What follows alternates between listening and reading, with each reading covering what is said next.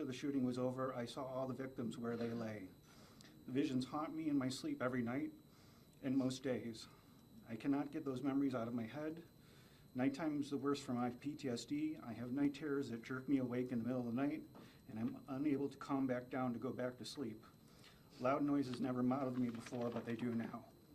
I am always on edge and hypervigilant about my surroundings, feeling the need to be always on alert and protect myself. I spent 10 days in the hospital, endured 4 surgeries with 2 more surgeries to go. My left leg below my knee was nearly lost had it not been for the excellent work of my surgeons and the entire team at ECMC. It takes me at least 15 minutes every morning just to get out of bed because my left leg and foot don't work as they should. Without the brace on my foot, it drags and I am not able to flex it. I have no feeling from my knee down to my toe. Both of these things are permanent. I just started being able to put my own sock on and shoe, although some shoes I still have trouble with. I am frustrated with the things that I haven't been able to do since my injury. I could speak for hours about my injuries and treatment, as well as the permanency of these injuries, the stress of not being able to return to work, the pain I suffered hospitalized that continues to this day, extensive rehab I have gone through. However, I would rather talk about being a survivor. I'm still the same person that I was before you did this to me. My scars and pain remind me of how strong I've become. I am more alive and stronger than ever. You haven't taken away my will to live. You haven't broken my spirit. The scars are a constant reminder of what happened to me, but don't define my future. Thank you. Thank you.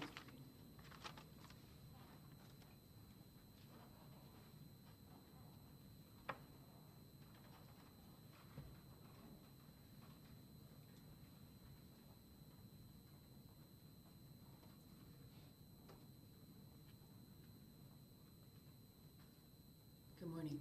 Good morning, Your Honor. My name is Brian Talley. I'm here on behalf of Geraldine Talley and my nephew, Mark Talley. Payton Gendron. Payton Gendron. The reason I mention your name is because so many people have spoke about it, not to say anything, not to mention your name. But you need to be known. You need to be known worldwide. I've done a little history on you too, Payton. I watched the video, you know, and just can't believe, what can you say, what can you possibly say after putting on a video of killing people? It was like a video game to you. What can you possibly say to anybody? Your words don't mean anything. After this, I'm leaving because I don't want to hear what you have to say. It doesn't make a difference. I'm going to give you a little history lesson. The Willie Lynch doctrine, the making of a slave, it said you take the biggest, the toughest, and the blackest nigger. You take him. You tie a horse to one arm. You tie a horse to the other arm.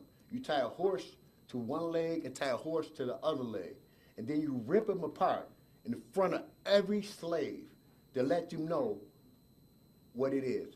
You did that to us. You came into the biggest part, the strongest part of the black community, and you ripped us apart. How can you possibly get any kind of, how can you possibly stand up here and say that you're sorry? That you're sorry. You're playing this whole thing. You planned it. You put it on a video like it was a video game and watched it. I watched my sister-in-law get shot by you. I watched it. I went in the Tops a couple times, and every time I go in there, only thing plays out in my mind is where you walked, where you shot, what you did. You know, the hatred that you must have in your heart for black people, I will never understand. I don't want to understand it. But I must say this. I pray to God they do not kill you. Because I've been incarcerated. You know, I have. And I know where you're going. Where you're going, solitary confinement for the rest of your life, by yourself, wearing this color green. That's why I wore green today. Because I want you to remember this color. You're going to be wearing this color for the rest of your life. I'm praying that you wear this for the rest of your life. I will say this. My nephew didn't come today because of the hate and the pain that he feels. And I don't blame him. I do not blame him because he's still hurting. This whole community is hurting, man. You know, you broke it, you divided this community so much that it's painful. We'll never heal for this. Can you imagine?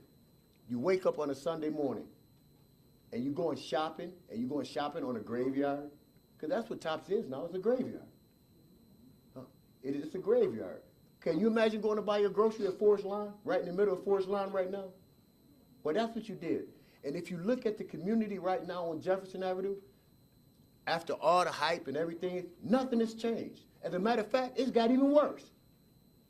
It's got even worse. Stores is closed down. The community is totally devastated. And you did this. I pray to God for your soul. I forgive you. But I forgive you not for your sake, but for mine and for this black community. I forgive you. Because that's the only way we're going to heal. But you can best believe, I will never forget your name. I will follow you, every your parole, whatever you're going through, I'm going to follow you. Just like you followed us. Just like you sat down and you followed us. I will always remember your face. I will never, ever forget you. Thank you, Mr. Taylor.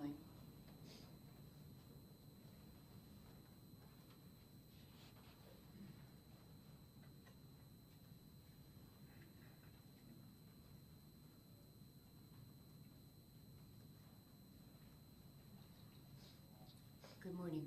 Good morning, Your Honor.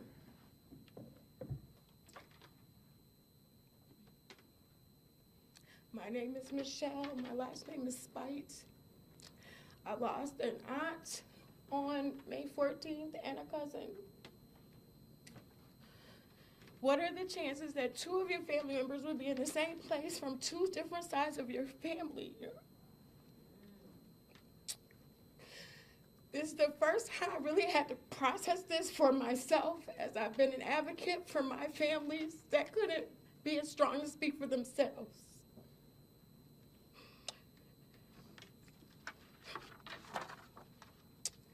The calculated manifesto that you derived, the way that you started on a street that I grew up on.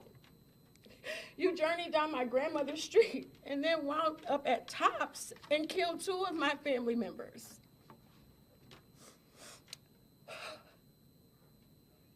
My cousin Pamela Young, Pearl Young was her mother. She was her only daughter. So I stand here to represent James Young, her son, Damon Young, her son, Pamela Young, her daughter, and all of her grandchildren, Oriana, Greg, Nate, and a host of others.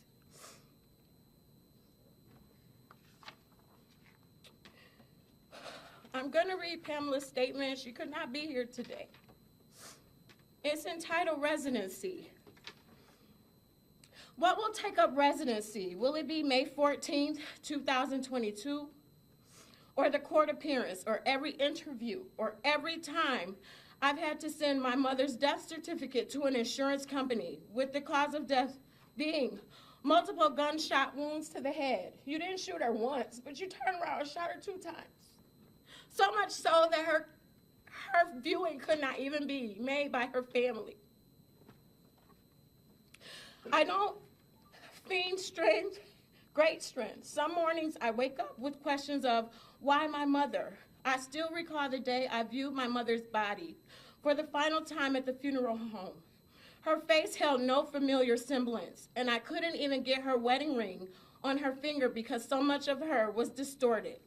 I am jealous of my friends and family because they can remember all the beauty of her smile, and I grapple with my final image. But then I think, what has the right to take up residency in my mind? I remember being an 8-year-old girl traveling with her to UB as she completed her college degree. The experience of watching her earn her degree and realizing that I could attain one. She was my inspiration. I remember my mother's advice on the day of my marriage, her presence at the births of all 3 of my children. There was also a time, nearly 15 years ago, when she lived with me for 6 months. She needed to recover from a major surgery in a home where she could maneuver around easily. My mother spent those months with me and my husband. We drank coffee together and talked for hours. I was so grateful to be able to care for her as she had done for me throughout my childhood. I vividly recall October 31st, 2019, the night my husband passed away unexpectedly. I arrived at her house full of tears.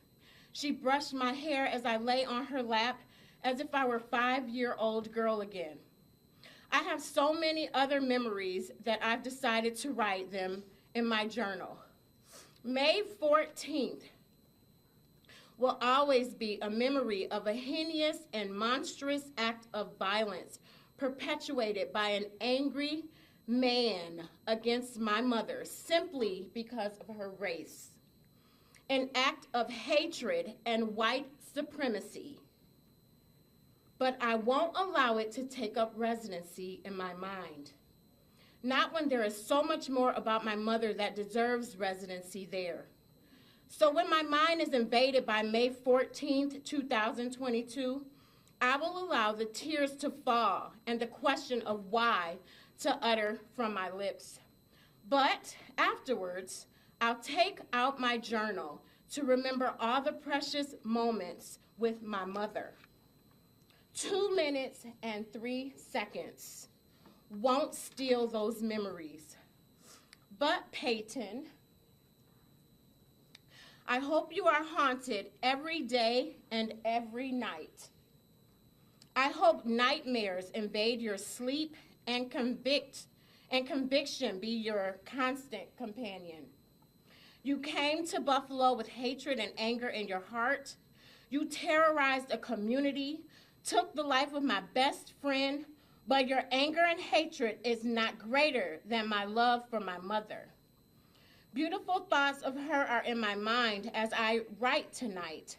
I'm reminded of one of my favorite scriptures, and it says, "Now, dear brothers and sisters, one final thing, fix your thoughts on what is true and honorable and right and pure and lovely and admirable. Think about things that are excellent and worthy of praise." Philippians 4:8. This will take up residency in my mind. Pamela Young Pritchett.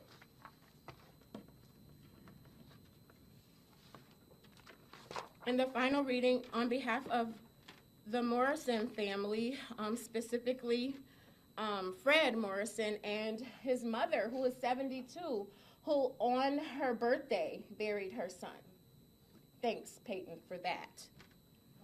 Dear sirs, the dreadful afternoon of May 14th was the day my world was turned upside down. My life has been altered in unimaginable ways. The sheer agony I felt waiting at the Mikowski School for the confirmation that my brother was one of the victims of this senseless massacre by a white supremacist is riveting. I never imagined my best friend, my only left brother, one who I shared holidays, birthdays, football game days, and most remarkably, our most precious gift we share in our mom. Now, all Mom and I have left are a million questions of why, tons of lifeless pictures and a plethora of distant memories and countless tears of insurmountable pain. Thank you for that, Payton. Oftentimes, my daily struggle is the feeling of not even wanting to live my life without him. Margus and I were inseparable. Margus was the middle son, the only living brother I had, the one that fiercely protected me and my mother. He was preceded in death by my eldest brother, who died suddenly from a heart attack. Now guess what, Payton? I'm reliving the pain of loss all over again on an entire new level. Since his murder, I sometimes find myself challenged by not being able to sleep soundly, paranoia going through stores, and in my daily routine, always watching my back as if there was a target attached to me. The added responsibility of being the primary caretaker for our mother, who suffered a stroke, in case you were concerned, and losing capacity to speak. I'm now left as the only child, and pillow she sheds her tears of missing her baby boy Marcus Morrison on. No mother should have to bury their child, but my mother buried her son Marcus on her 72nd birthday, and Marcus' daughter buried her dad on her 16th birthday. I hope you spend the rest of your life, every second, every minute, every hour, rehearsing the daunting sound of the screams and the echoes of the lives you snuffed out. I pray that when you blink your eyes, Payton, you close them at night to sleep, and you see images of the slain and feel the burden of the sorrow from every family member and friend of the fallen loved ones in our entire community of 514. I pray that every second and every minute of your 24 hours will haunt you as the absence of my brother at every birthday, holiday, game day, family gathering, and all the other times we shared that have now become nothing but gloom and grueling for me and my family. The fact that you can sit in this courtroom with no remorse, flat affect, emotionless, shows the essence of your privilege, sir. One that my brother never had and never will. The fact that you are surrounded by white officers after you casually surrendered while my brother's blood drained from his body is a testament to society that we have a long way to go. And some people's blood is just not as important as others. That's the reason you lived. And you have the privilege of being protected. Needless to say, there is one, and I must address you. There is one Payton that sees all, and you will not escape the fury of the Almighty. One scripture is true in the Bible, and that is, vengeance is mine, saith the Lord, and he will repay. I pray he is merciful because I too need mercy. So I pray he is merciful to let you live so that you can be reminded of the innocent blood that my brother shed behind your calculated, sinister, demonic act that caused my beloved brother to be snatched from our family. If you don't know God, Payton, I invite you to find him because you are going to need him. With deep sorrow, Fred Morrison, brother of Marcus Morrison. Thank you, Your Honor. Thank you.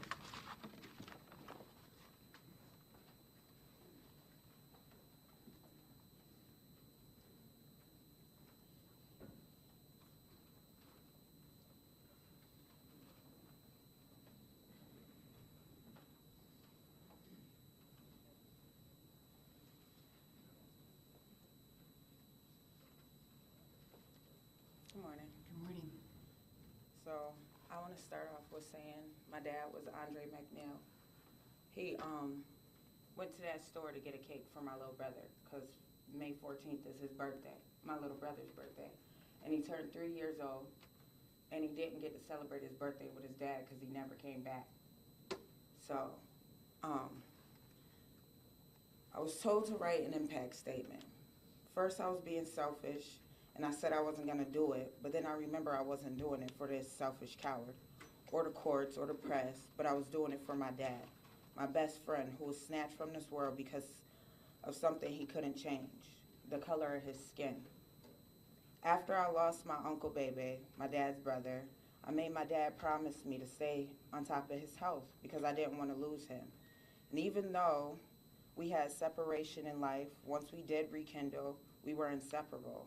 I called him for literally everything, especially when I wasn't getting my way because I knew he would make a way.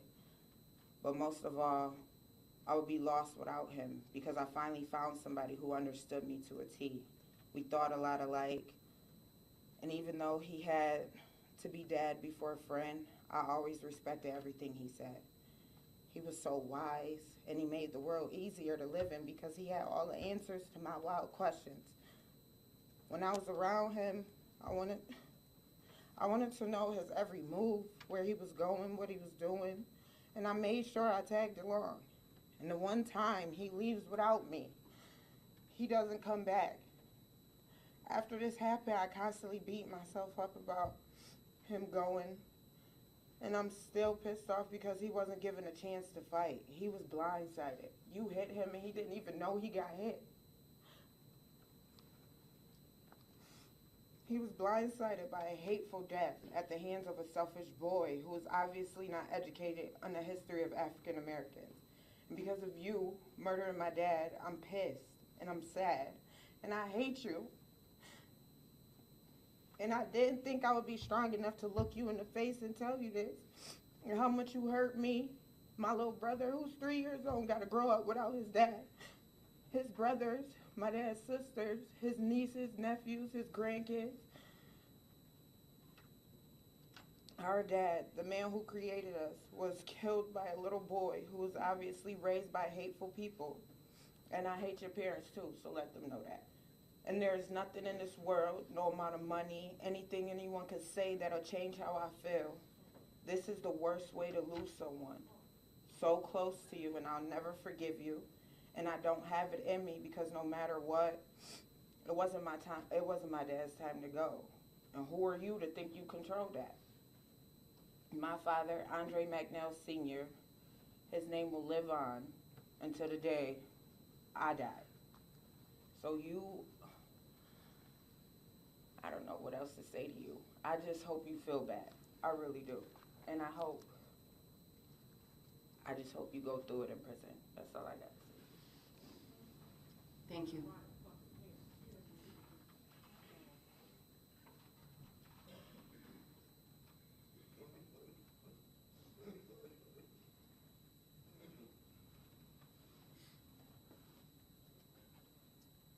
Good morning.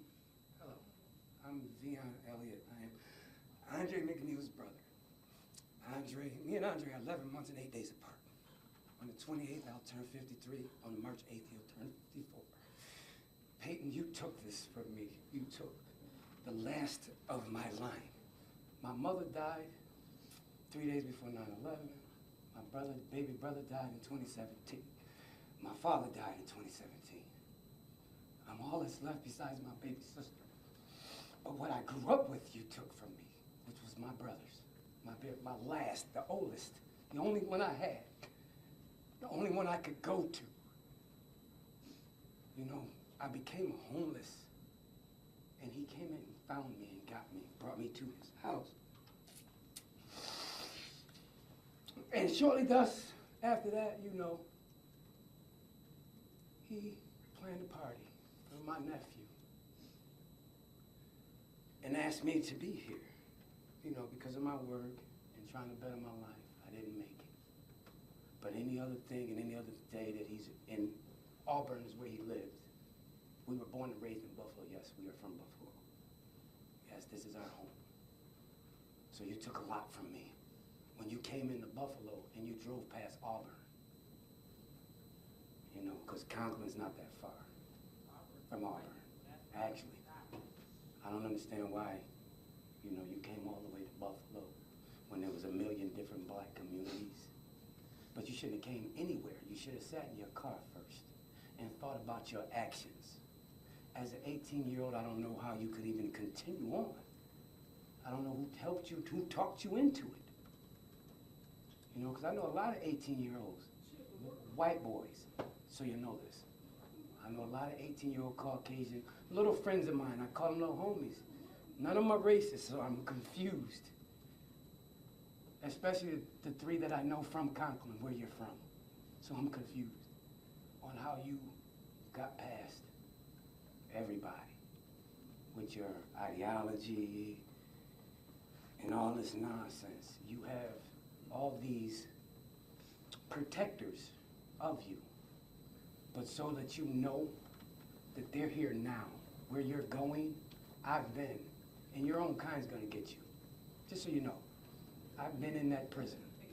Your own kind is going to get you. Everything that you think that you know about prison and whatever they told you is a lie. Trust me, I've been there. You can ask anybody in here to look up my name and they'll find 3 different New York State ID numbers, which you're about to be. And your own kind's gonna get you. They're gonna befriend you. They're gonna do you real filthy. That's the sad part about it. But you took 53 years from me. You took the last of my life from me. All that I grew up with, all that I know is gone. All of it. He was all I had left. And you came in here in New Buffalo on May 14th and took that from me. I'll never understand why. I don't think anybody will. But you will get what you got coming. You will. That is a promise. As someone said, vengeance, God says vengeance is mine. He'll get you. He will get you for all of us. Do I hate you? No. Do I want to hurt you? Yes. And trust me and believe. These dudes can't stop me, really. I'm the littlest thing in here and very agile. But I don't want to hurt you. And I got 9 children, 10 children I got to go home to. Andre had 5. And they can't see him anymore. And my nephew, my 3-year-old nephew, every day, he's calling for his father. And he can't? He's not coming? You know how bad that hurts? You know, it's sad when I got to ignore my nephew's phone calls to tell him his daddy's not coming.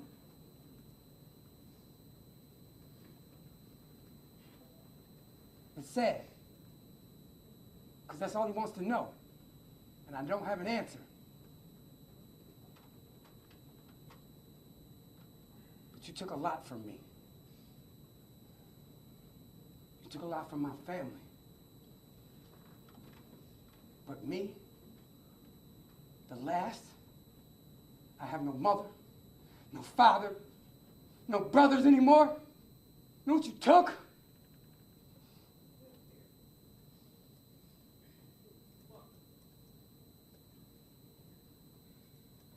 I don't understand it. Thank you.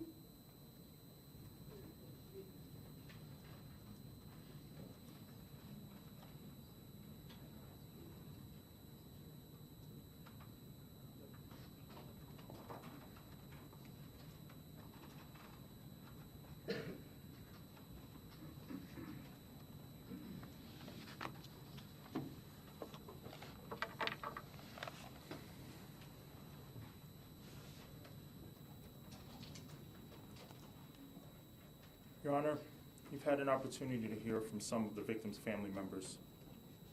They've spoken about the effect that this heinous, racially motivated act had on them, their family members, their friends, and their community. However, there are additional family members you've not heard from today. Some wrote statements and chose not to speak. Others could not bear to write a statement and relive one of the most traumatic events of their lives. I would like to speak on behalf of all of those personally affected who chose not to submit a statement. And then I'd like to speak on behalf of the DA's office. Hayward Patterson's family members did not wish to speak today and did not submit a victim impact letter. Nonetheless, I can assure this court that their reluctance to speak or write a letter is because of how difficult this process is, which everybody has seen today.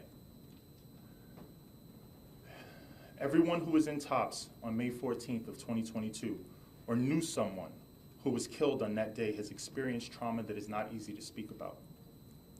Their absence is not an indication that they don't care about the outcome or that they've simply moved on. In actuality, it's an indication that they're still recovering and learning to cope and cannot yet bring themselves to confront the defendant or even articulate all of their feelings in a letter. I'd like to focus on the people who were at Top Supermarket on the day of the attack for a moment. While there are many people who escaped that horrible event alive and physically unharmed, they will be scarred emotionally for the rest of their lives. I visited the Top Supermarket where this all occurred in the aftermath of the incident, and it certainly had an immediate effect on me. And I was only present for a limited amount of time. I can't imagine what the survivors of this incident were going through during the incident, as they remained hidden and quiet, hoping and praying that the defendant didn't find them and end their lives too. This time, Your Honor, I'll speak on behalf of the DA's office. On May 14th of 2022, this defendant displayed a callous disregard for human life. He drove over 200 miles out of his way with one mission, with one goal: to kill as many black people as possible. During that 3-hour drive, he could have turned around, but he wouldn't be deterred. He was steadfast to accomplish his goal of killing as many black people as possible and starting a race war. He fed into propaganda and lies that convinced him that somehow these innocent people who he had never heard of, who had never heard of him, who had never had a conversation with him, who had never even met him, were a threat to his very existence and identity as a white man. The defendant executed 10 people and wounded 3 others in slightly over 2 minutes. And the only time he expressed a scintilla of remorse or regret is when he apologized to Christopher Braden, a white man, for shooting him. Any statement of expression or remorse at this point, any tears, fall flat in the face of such violent actions.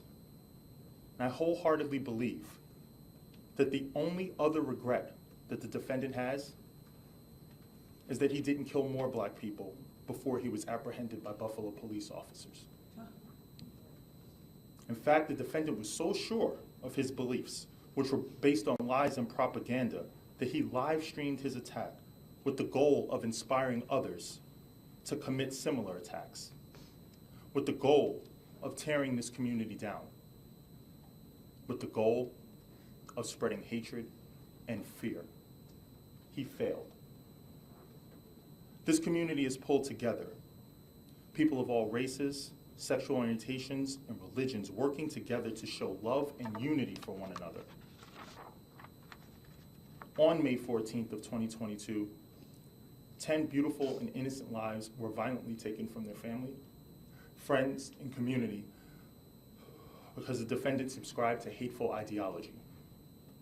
However, their legacy won't be as victims struck down by someone with unfathomable hatred in his heart, but instead, it'll be as a beacon of light that has brought love to this community, that made this community stronger, that united people of all races throughout our community and our country. The defendant's legacy, on the other hand, will be of a cowardly murderer who killed unarmed citizens. The defendant thought that this would create enough tension to start a race war, that we would turn on each other. He thought that everyone has as much hate in their hearts as he does. But he was wrong. And again, he failed. This community showed that they are not as ugly as the defendant's hateful ideology, and instead of choosing violence, they chose love. They showed the world that the love of this community will always be stronger than white supremacist hatred. And hopefully, the defendant will have to live with his failure for the rest of his life in a jail cell while this community continues to flourish. Your Honor, this sentencing is an opportunity to say no to racism, to say no to hate. Our chance to hold this defendant accountable and show others that think like the defendant that these acts have no place in our society, and that there will be dire consequences for anyone who tries to follow in his footsteps. I ask Your Honor to do what justice demands, to sentence this defendant to the maximum possible sentence allowable by our laws in New York State, to sentence him to a period of life without parole. Thank you. Thank you, Mr. Coleman. Have the people had an opportunity to review the pre-sentence investigation, and is there anything you'd like to make a record about with regard to that? We have had an opportunity to do it, and we have nothing to add, Your Honor. Thank you. Thank you.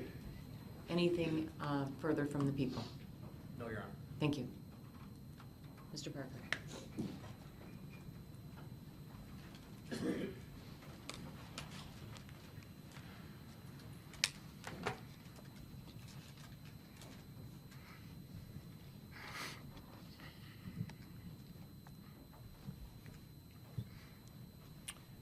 I want to acknowledge that today is what I can only imagine. One of many solemn days in the lives of the survivors and the family members of those who died. Their words are heart-wrenching. Their loss unimaginable. Only those who have lived it can truly understand their anguish. For the devastation that he caused, Payton Gendron will be sentenced to spend the rest of his life in prison with no possibility of ever being released. Our client committed these terrible crimes. He is responsible for his actions, and he will be held accountable, and he will suffer the consequences for what he did.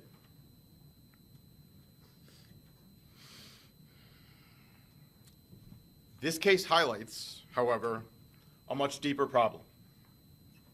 This young man's violent, hate-fueled assault was in part the product of centuries of pervasive racism and discrimination in this country. These problems need to be addressed, just as many others have publicly demanded since this terrible event took place. Unfortunately, neither this proceeding nor any criminal trial can expose or address the historical racism that set the stage for our client's horrible acts. We, as a community, need to have those conversations in our legislative bodies and in our living rooms to achieve meaningful change. We know that some of the families and their lawyers have asked for the information collected by law enforcement during their investigations of this crime. We support that request. We hope the resolution of this case brings the day for that information to be shared closer. The racist hate that motivated this crime was spread through online platforms, and the violence that was made possible was in part due to the easy access of assault weapons. Still, our client is responsible for this crime. He will spend the rest of his life locked away, and eventually he will die in state prison. We hope that knowing he will never be free again will offer some small bit of comfort to those that he hurt so much.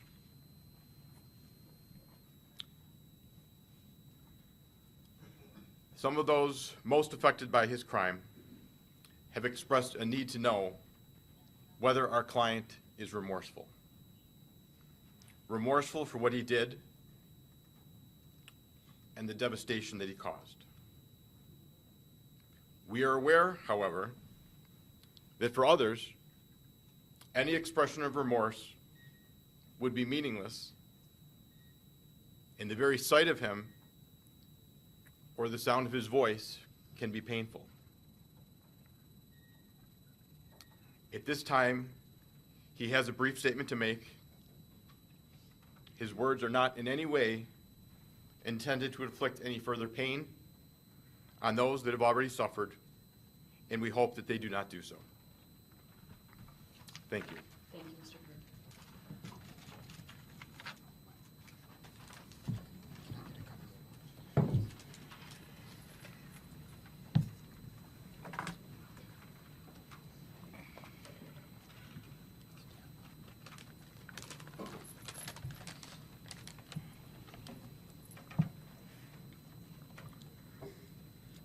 I'm very sorry for all the pain I forced the victims and their families to suffer through. I'm very sorry for stealing the lives of your loved ones. I cannot express how much I regret all the decisions I made leading up to my actions on May 14th. I did a terrible thing that day. I shot and killed people because they were black. Looking back now, I can't believe I actually did it. I believed what I read online and acted out of hate. I know I can't take it back, but I wish I could. And I don't want anyone to be inspired by me and what I did. You don't mean none of that shit! Fuck out of here! You don't mean that shit!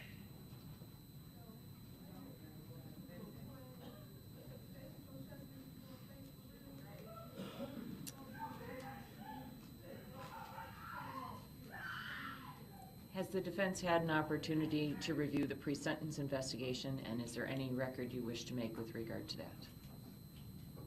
Judge, we have had a chance to review the pre-sentence report, and we have no comment on it at this point. Is there any further comment the defense wishes to make? No, we are ready for sentencing.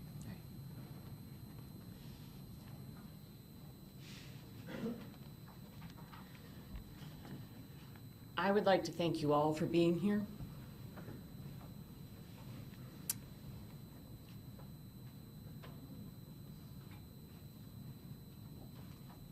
And to thank those of you who have shared your thoughts and feelings with the courts, either in writing or in open court here today. It is very meaningful to me, and I believe that it is important for the defendant and the world to hear what you have to say. I am very sorry for your losses and the pain that you feel. I would like to recognize the heroic officers of the Buffalo Police Department who, without hesitation, ran towards the danger of an active shooter call, swiftly and professionally stopping and containing the defendant and putting an end to his evil rampage. Thank you. I have spent a lot of time thinking about this case, our community, our nation, how we got here, and where we go from here. It all comes down to character and having the strength to stand up for what is right. Our character is not defined by the good and easy times. It is defined by the hard and challenging times. And often, our character is revealed not necessarily by what we say, but by what we do. I am both immensely proud of and grateful for the way Buffalo has rejected the evil and hate that was inflicted on our community. The character of good people throughout this city, county, state, nation, and even internationally has shown through as they have stood with the victims of this heinous and cruel act. This indictment speaks to the 13 victims and their families that lost the most. But they are not the only victims. There are thousands that have been traumatized directly and vicariously by this defendant's actions. We have seen the community turn out in support and are seeing signs of much needed change in East Buffalo. It is a testament to the power of love and compassion to overcome evil and hate by turning pain into purpose. But it is just the beginning. We have a long way to go. This hateful act and other similar hateful acts across the country motivated by white supremacy and replacement theory are a reckoning for us as a nation. The ugly truth is that our nation was founded and built in part on white supremacy, starting with the treatment of Native Americans by the first European settlers, to the cruel, inhumane, economic engine, nation-building practice of slavery, to indentured servitude, to Jim Crow laws, to government policies creating segregated public housing with communities of color often placed in environmentally hazardous locations, to the manner in which expressways were built, dividing urban neighborhoods to create easy access to government-subsidized developments in the suburbs with restricted covenants prohibiting the sale of suburban homes to African Americans, to redlining practices in communities of color, further devaluing those neighborhoods, to the GI Bill, a well-deserved financial boon to our servicemen, unless, of course, you were a serviceman of color,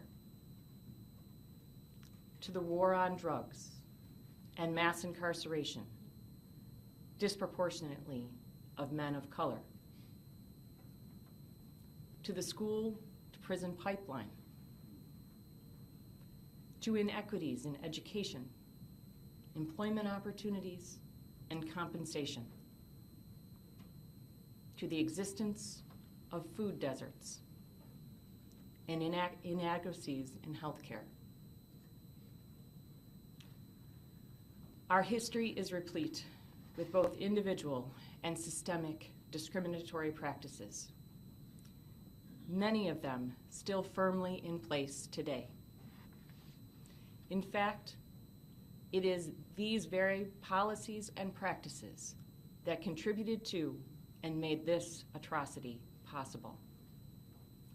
The effects of these policies, some current and others decades and centuries old, created the segregation in our city and enabled this defendant to research and identify his target to maximize the impact of his evil intent.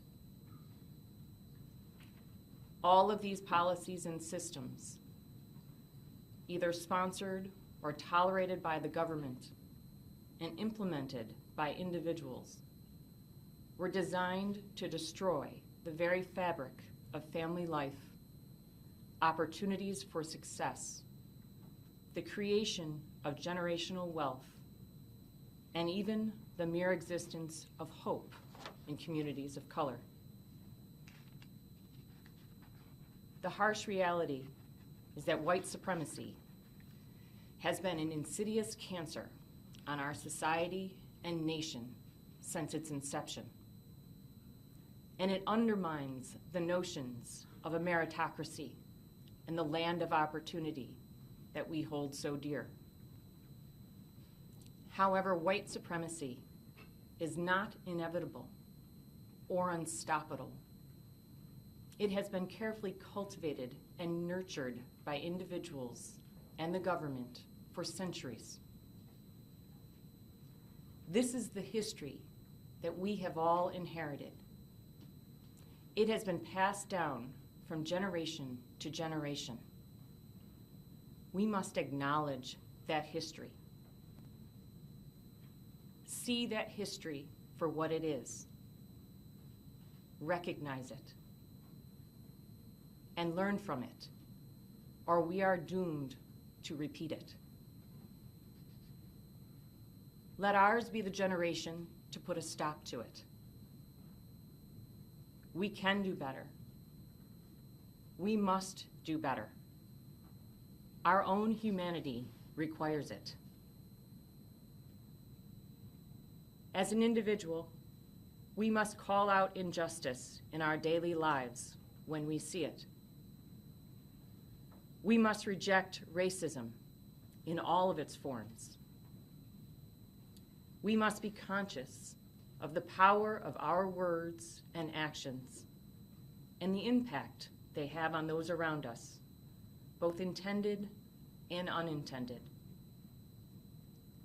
We must demand better of our public servants in their efforts to address inequity.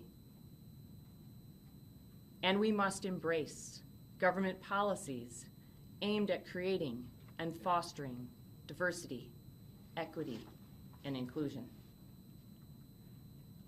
We must make the outpouring of support, love, and compassion that followed this heinous act an everyday practice. We are stronger together. These are hard and challenging times. Our characters are being tested. The future of our nation is at stake. Are we up to the challenge? I believe that we are. In the words of Poet Laureate Amanda Gorman,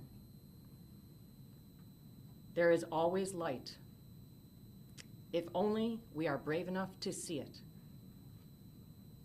If only we are brave enough to be it. Mr. Gendron, please stand.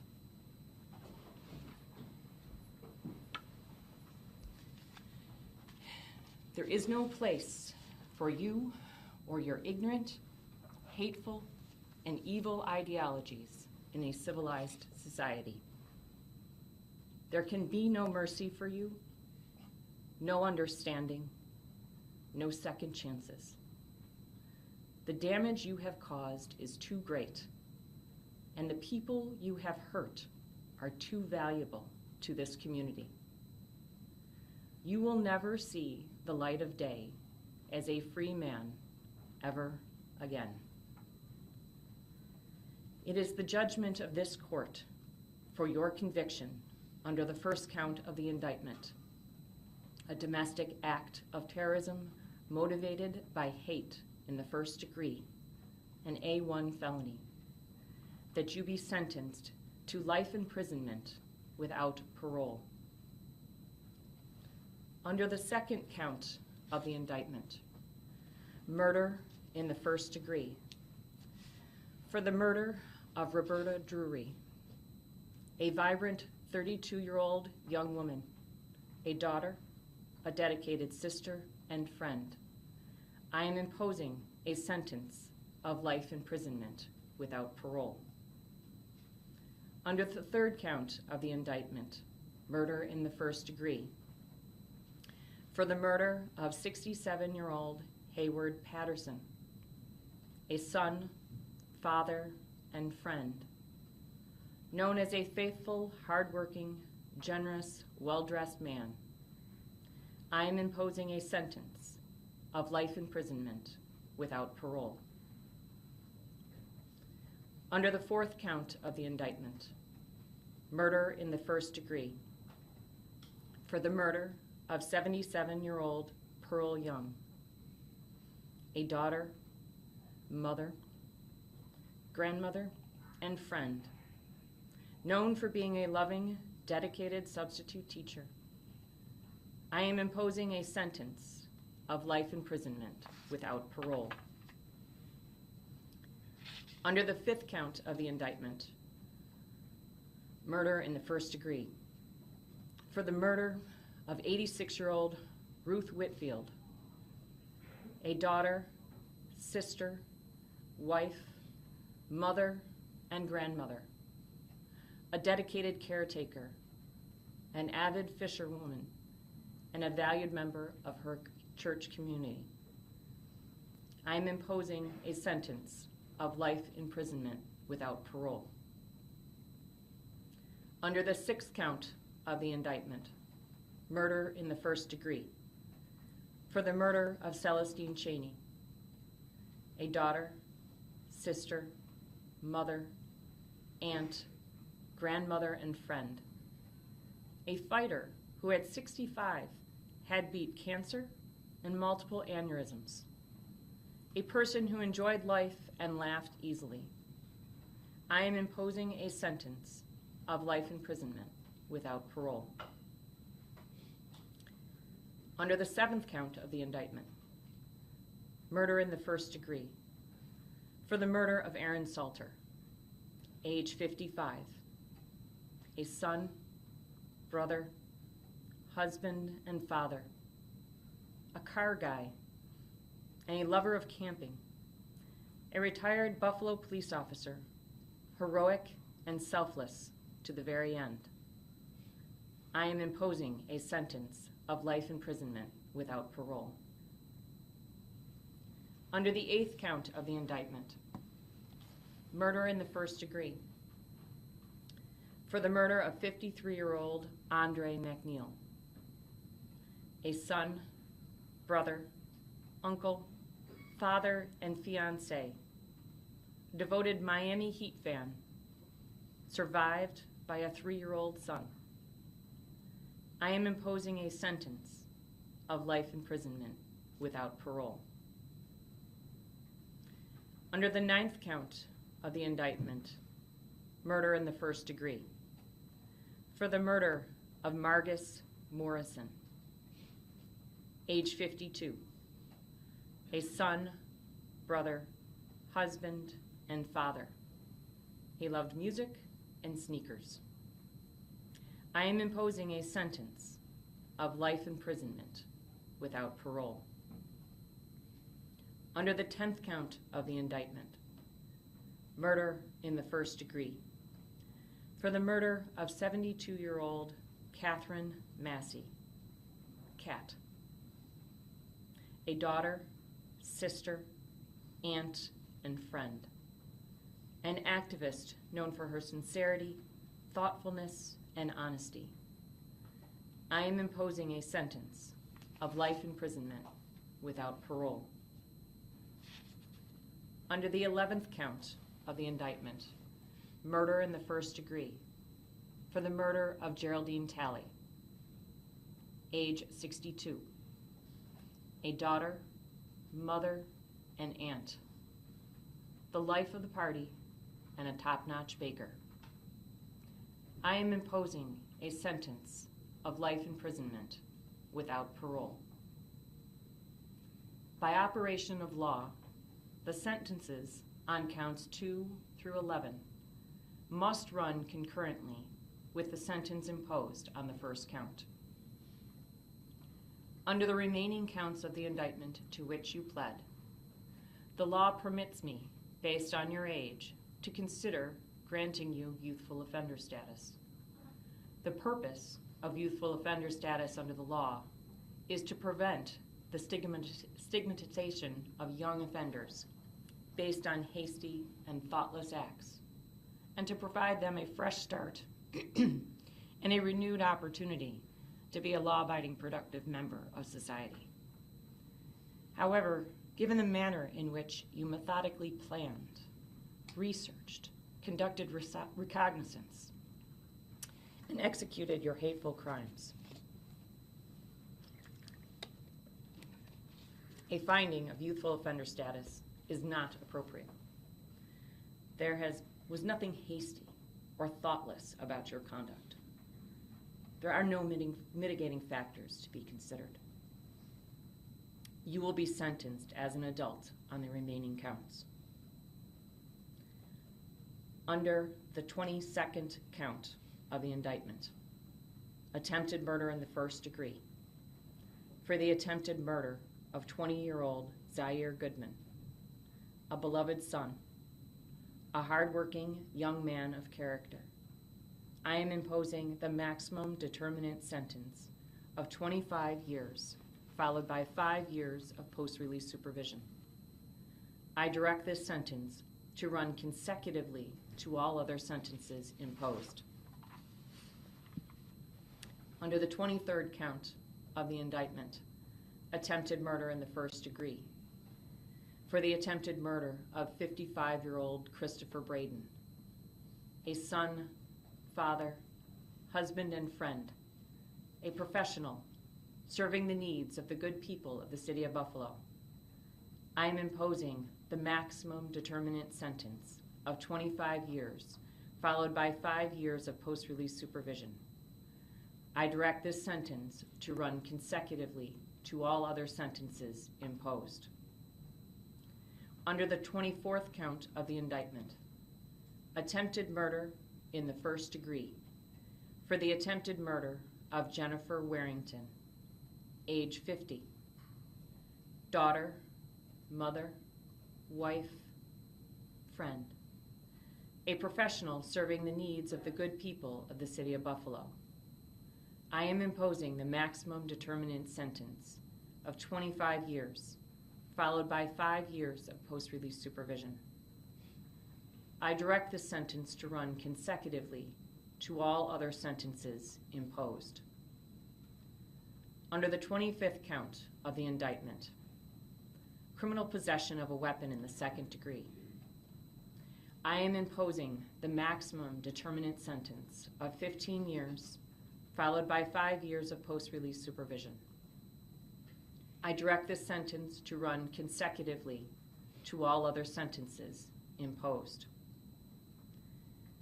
I am assessing the mandatory surcharge of $300, the crime victim assistance fee of $25, and a DNA fee of $50. You have 30 days to appeal the sentence of this court. This concludes these proceedings, and the court will stand in recess.